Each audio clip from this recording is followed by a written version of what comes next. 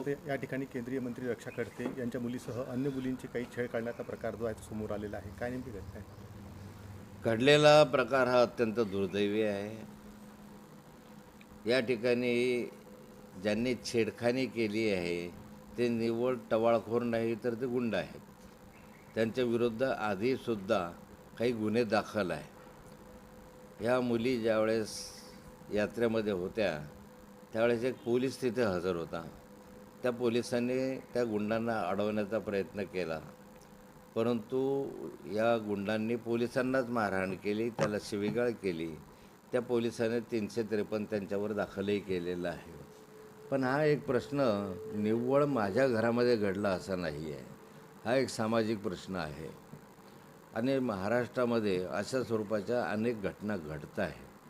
अनेक घटनांची नोंद होत नाही किंवा महिला या ठिकाणी तक्रार करायला पुढे येत नाही आणि तक्रार न झाल्यामुळे असे प्रकरण उघडकीस येत नाही. या ठिकाणी हा जो प्रकार घडला या संदर्भामध्ये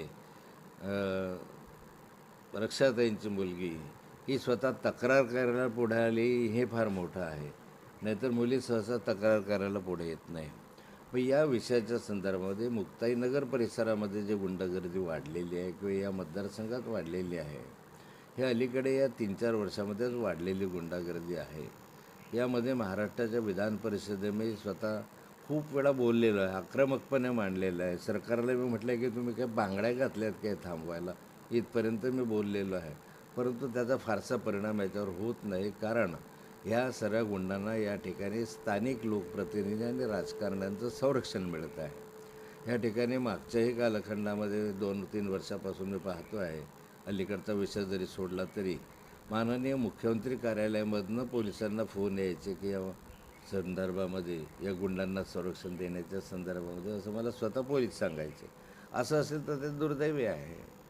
आणि यामध्ये महाराष्ट्रामध्ये आता महिलांनी या संदर्भात स्वतःच काळजी घेण्याची आवश्यकता आहे असं मला वाटतं. पोलिसांवर फार विश्वास राहिला नाही, पोलीस यंत्रणेचा धाक राहिला नाही, अशी आजची स्थिती आहे. या ठिकाणी पोलीस अधिक कठोरपणे कारवाई करतील अशी माझी अपेक्षा आहे. हा निव्वळ माझ्या मुलीचा प्रश्न नाही, तर हा एक सामाजिक प्रश्न आहे. त्या दृष्टिकोनात या प्रश्नाकडे पाहिलं पाहिजे. पोलीस स्टेशनमध्ये जर बघितलं तर रक्षाताईंची कन्यासह अनेक मुलींनी त्या ठिकाणी त्या मुलांविषयी तक्रार दाखल केलेली आहे, तक्रार सांगितलेली आहे. आणि ही घटना घडलेली की जो गार्ड गेलेला होता त्या गार्डची कॉलर देखील तिथं पकडण्यात आलेली आहे. कुठेतरी पोलिसांचा धाक संपला असं वाटतं. आणि काय आहे, अलीकडे या शहरामध्ये शाळा सुटली की त्या शाळा सुटल्यानंतर हे गावगुंड त्या ठिकाणी मुलींची छेडखानी काढतात. असे प्रकार वारंवार घडतात. पोलीस स्टेशनला या संदर्भामध्ये तक्रारी पहिले केल्या, तोंडी केली आहे. पोलीस म्हणतात आमच्याकडे लेखी तक्रार द्या.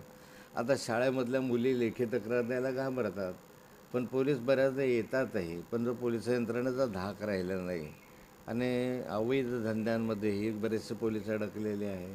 काही गोष्टी त्यामधल्याही आहे. काही गोष्टी या ठिकाणी गुंडांवर तक्रार केल्यानंतर कारवाई होत नाही, त्यामुळे काय करायचं तक्रार करून, अशी पण मानसिकता होते. मला वाटतं की या संपूर्ण प्रश्नाच्या संदर्भामध्ये राज्य सरकारने एक कठोर भूमिका घेतली पाहिजे, किमान महिलांच्या संदर्भामध्ये घेतली पाहिजे.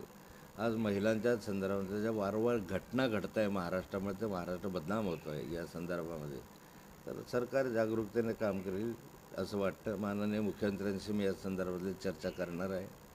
मी आयजींशी चर्चा केली, मी SP-शी चर्चा केली. फार काही खाली नुसतं ते आयजीशी बोलले की DSP-शी बोलतात, DSP-शी बोलले की इथे इन्स्पेक्टरशी बोलतात. तर सारंच बस जसं ते राहतं. काही कोणाचा धाक राहिला नाही, कोणाचा हे राहिला नाही, अशी स्थिती आहे. अधिवेशन चालू होतं, अधिवेशनात तुम्ही आवाज उचलणार?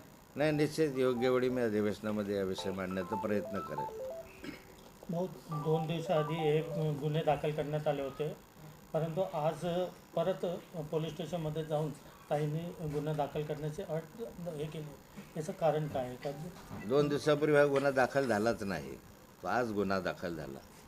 2 दिवसापूर्वी ही घटना घडली आणि घटना घडल्यानंतर त्या पोलिसांनी 353 दाखल केले. मुली या संदर्भामध्ये पुढे यायला तयार नव्हत्या. त्या म्हणायच्या की म्हणजे घाबरतात मुली पोलीस स्टेशनला यायला. आणि मग 2 दिवसानंतर ही घटना घडल्यानंतर मुलींना मी स्वतः सांगितलं की असं घाबरून चालणार नाही, तुम्ही स्वतः पुढाकार घेतला पाहिजे, जे सत्य घटना आहे ती विदित केली पाहिजे. याच्यामध्ये घाबरण्याचं काय कारण आहे? म्हणून आज झाली, 2 दिवसापूर्वी घटनेची नोंद झालीच नव्हती आणि म्हणूनच रक्षाताई आज त्या ठिकाणी गेल्या होत्या. तिची मुलगी आहे स्वतःची होती, ती आई आहे. संशयित जो आरोपी आहे तो या अगोदरही कुठल्या ना कुठल्या गुन्ह्यांमध्ये अडकलेला आहे असं समजतंय. हे 5 जण आरोपी आहेत. 5 जणांनी छेडखानी केली आणि यांच्या सर्वांवरच गुन्हे दाखल आहे. या ठिकाणी 324, 325 वगैरे अनेक गुन्हे दाखल आहेत. 302 सारखे गुन्हे आहे. यामधून याला वॉरंट निघालेलं होतं. विशेष म्हणजे हा जो गुन्हेगार आहे याला वॉरंट निघालेलं होतं.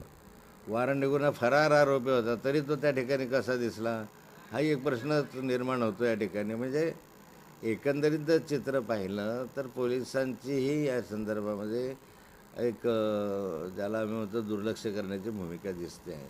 हो, खरं तर केंद्रीय मंत्र्यांचीच मुलगी सुरक्षित नाही, त्यामुळे राज्यातील महिला सुरक्षेचा प्रश्न जो आहे हा ऐरणीवर आल्याचं पाहायला मिळते. विरोधकांकडून देखील आता यावरती टीका केली जाते. निश्चित या ठिकाणी हा प्रश्न सर्वसामान्य माणसाच्या मनामध्ये निर्माण होतो की जर केंद्रीय मंत्र्यांच्या मुलींच्या संदर्भात एवढं धाडस कोणी करत असेल तर सर्वसामान्य मुलींचं काय? एकंदरीत यामध्ये चर्चा करण्याची आवश्यकता आहे. महिला धोरणाच्या संदर्भात चर्चा करण्याची आवश्यकता आहे. महिलांच्या संरक्षणासाठी काही वेगवेगळे उपाय योजण्याची आवश्यकता आहे. सरकारनं ही घटना लक्षात घेता मला वाटतं की अधिक गंभीरतेनं या संदर्भात कारवाई करावी. नवनवीन बातम्यांसाठी आपल्या लोकल टू ग्लोबल चॅनलला लाईक करा, सबस्क्राईब करा आणि शेअर करायला विसरू नका.